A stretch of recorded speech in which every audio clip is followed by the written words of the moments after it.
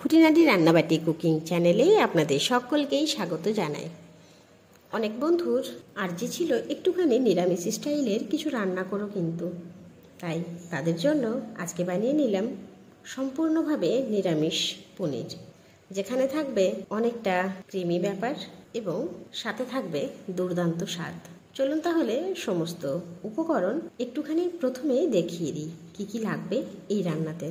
নিয়ে নেব এখানে পনির। এই পনিরগুলোকে একটুখানি উষ্ণ গরম জলে কিছুক্ষণের জন্য ভিজিয়ে রাখবো। আর নিয়ে নিচ্ছি এখানে ক্রিম, 1 কাপের মতো দুধ, লাগবে কিছু পরিমাণ দেশি ঘি, ফোড়নের জন্য লাগবে গরম মশলা, সাথে অবশ্যই থাকছে কাসৌরি মেথি, তেজপাতা, সূর্যমুখীর বীজ, কাঠবাদাম এবং চিনি। গুঁড়ো মশলার মধ্যে রয়েছে গরম মশলা, জিরে এবং ধনে গুঁড়ো, শুকনো লঙ্কার গুঁড়ো, লবণ এবং 2টো কাঁচা লঙ্কা। বাটা মশলার মধ্যে নিয়ে নিচ্ছি আদা বাটা এবং টমেটোর পেস্ট। অবশ্যই সাথে নিয়ে নিয়েছি অল্প পরিমাণ কর্নফ্লাওয়ার। এখানে প্রথমেই আমি কর্নফ্লাওয়ারটা 1 কাপ দুধের মধ্যে ভালোভাবে গুলে নিলাম। লক্ষ্য রাখতে হবে যেন একটুখানিও কর্নফ্লাওয়ার দানা দানা না থাকে, সম্পূর্ণটাই যেন ভালোভাবে দুধের সঙ্গে গুলে যায়। চলুন তাহলে এবার রান্না শুরু করি। প্রথমেই হাই ফ্লেমে কড়াই বসিয়ে দিলাম। কড়াই গরম হয়ে এসেছে, তাই এতে দিয়ে দিলাম 2 চামচের মতো দেশি ঘি। ঘি দেওয়ার পর ঘিটা যাতে পুড়ে না যায়, তাই এখানে 1 টেবিল চামচের মতো সাদা তেলও অ্যাড করে দিলাম। এবার কেটে রাখা এবং জলে ভিজিয়ে রাখা পনিরগুলোকে জল থেকে তুলে সরাসরি দিয়ে দিচ্ছি কড়াইয়ে গরম ঘি এবং তেলের মধ্যে। আলতো একটু ভাজা হয়ে গেলে তুলে নিচ্ছি। এই রকম পদ্ধতিতে সমস্ত পনিরগুলোই কিন্তু আমি গোল্ডেন ব্রাউন হওয়া পর্যন্ত ভেজে নিলাম। কড়াই থেকে সমস্ত পনিরটা তোলা হয়ে গেছে। দেখুন পনিরের কালারগুলো কি সুন্দর এসেছে, তাই না? এবার ওই কড়াইয়ের মধ্যে যে তেলটা ছিল সেটা একটা অন্য পাত্রে রেখে কড়াইটা শুকনো কাপড়ে একটু মুছে নিলাম। এরপর ওই একই কড়াইয়ে দিয়ে দিলাম কিছু পরিমাণ কাসৌরি মেথি। শুকনো কড়াইয়ে নাড়াচাড়া করে কাসৌরি মেথিটা একটুখানি ভেজে নিচ্ছি।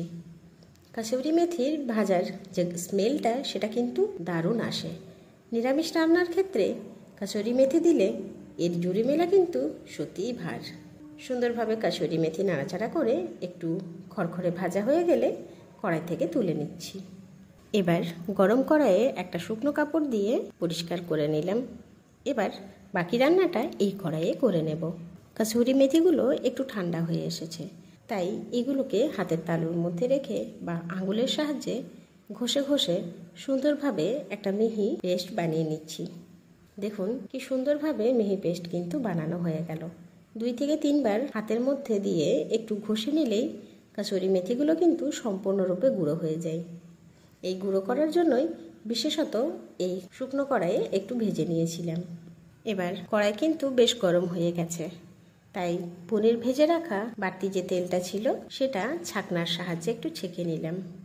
এরপরও আরও একটু তেল লাগবে, তাই 1 টেবিল চামচের মতো সাদা তেল অ্যাড করে দিচ্ছি। সাথে দিয়ে দিলাম 1 চামচের মতো ঘি। এবার সমগ্র উপকরণটা একটু গরম হয়ে যাক। এবারে তেল এবং ঘি বেশ গরম হয়ে গেছে, তাই দিয়ে দিলাম ফোড়ন হিসেবে তেজপাতা এবং গোটা গরম মশলা। একটু নাড়াচাড়া করে দিয়ে দিলাম বেটে রাখা আদার পেস্ট। এবার নাড়াচাড়া করতে করতে সমগ্র মশলাটা একটু কষিয়ে নেব। তবে বেশিক্ষণ কষাবো না, প্রায় 30 থেকে 32 সেকেন্ডের মতো একটু জাস্ট উলটপালট করে নেব। বেশিক্ষণ কষালে আবার আদাটা থিতকুটে হয়ে যাবে, তাই সাথে সাথেই অ্যাড করে দিলাম বেটে রাখা টমেটোর পেস্ট। একই রকমভাবে নাড়াচাড়া করতে করতে সমগ্র মশলাটা এরপর ভালো করে কষিয়ে নেব। কষতে কষতে টমেটো এবং আদার মধ্যে থাকা বাড়তি জলটা কিন্তু শুকিয়ে গেছে এবং মশলার মধ্যে থেকে তেল ছাড়া শুরু করে দিয়েছে। দেখুন কড়াইয়ের একদিকে আবার লেগেও গেছে, তাই কখনো গ্যাসের আঁচ হাই করে, কখনো মিডিয়াম, আবার কখনো লো করে কিন্তু মশলাটা আমি কষিয়েছি। এরপর দিয়ে দিলাম সমস্ত গুঁড়ো মশলা। লঙ্কাটা এখানে তুলে রাখলাম। সমস্ত গুঁড়ো মশলা দেওয়ার পর আবারও সুন্দরভাবে নাড়াচাড়া করে গুঁড়ো মশলাগুলো একটু কষিয়ে নিচ্ছি। গুঁড়ো মশলাটা ভালোভাবে কিন্তু কষানো হয়ে গেছে।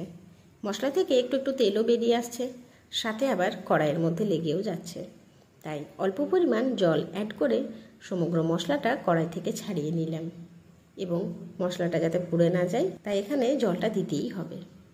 কি সুন্দরভাবে দেখুন মশলার মধ্যে কালারটা এসেছে, তাই না? গন্ধ ওফ, এ তো বলারই নয়। এক তো ঘিয়ের গন্ধ, তার সাথে মশলা কষার গন্ধ, চারিদিক যেন একেবারে মোহমোহ করছে।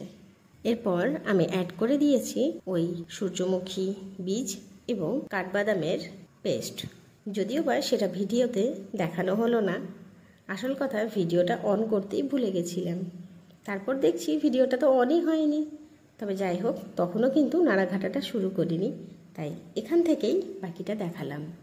এবার সুন্দরভাবে নাড়াচাড়া করে বাদাম এবং বীজটাও ভালোভাবে কষিয়ে নিচ্ছি। সমস্ত মশলা ভালো করে কষানো হয়ে গেছে। এরপর মশলার সাথে দিয়ে দেব দুধ এবং কর্নফ্লাওয়ার যে গুলে রেখেছিলাম সেটাকে। এবার ভালো করে সেটাকেও নাড়াচাড়া করে মশলার সঙ্গে সুন্দরভাবে মিশিয়ে দিলাম। আলতো হাতে নাড়াচাড়া করে সুন্দরভাবে মশলা মেশানো হয়ে যাওয়ার পর দিয়ে দিচ্ছি আমুল ফ্রেশ ক্রিম। এবার সেটিকেও ভালো করে নাড়াচাড়া করে মশলার সঙ্গে মিশিয়ে দিলাম। দেখুন কি সুন্দরভাবে একটা থিক গ্রেভি তৈরি হয়ে গেছে। এরপর গ্রেভির সাথে মিশিয়ে দিলাম ভেজে রাখা পনিরগুলো। এবার নাড়াচাড়া করে একটুখানি ফুটতে দেব। এর ওপর থেকে ছড়িয়ে দিলাম ভেজে রাখা কস্তুরি মেথি, যেটা আমি হাতে গুঁড়িয়ে নিয়েছিলাম। এখানে কস্তুরি মেথির পরিমাণটা একটু বেশি দিলাম।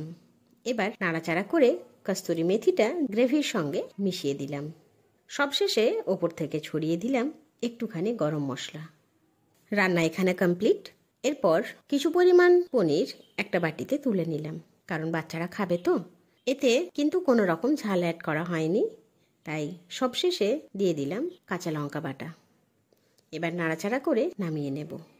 তাহলেই কিন্তু আজকে রান্না কমপ্লিট। এই নিরামিষ পনিরের রেসিপিটা আপনি ভাত কিংবা রুটি যে কিছু উপকরণের সঙ্গেই খান না কেন, খুবই সুন্দর লাগবে। অতি অবশ্যই রেসিপিটা একদিন বাড়িতে ট্রাই করে দেখবেন। কিন্তু এই রকম সুন্দর সুন্দর রান্নার ভিডিওস দেখার জন্য অতি অবশ্যই আমার চ্যানেল খুঁটিনাটি রান্নাবাটিকে সাবস্ক্রাইব করতে ভুলবেন না যেন। অবশ্যই লাইক, শেয়ার এবং কমেন্ট করে জানাবেন আমার দেওয়া সমস্ত ভিডিওস আপনাদের কেমন লাগছে। ধন্যবাদ।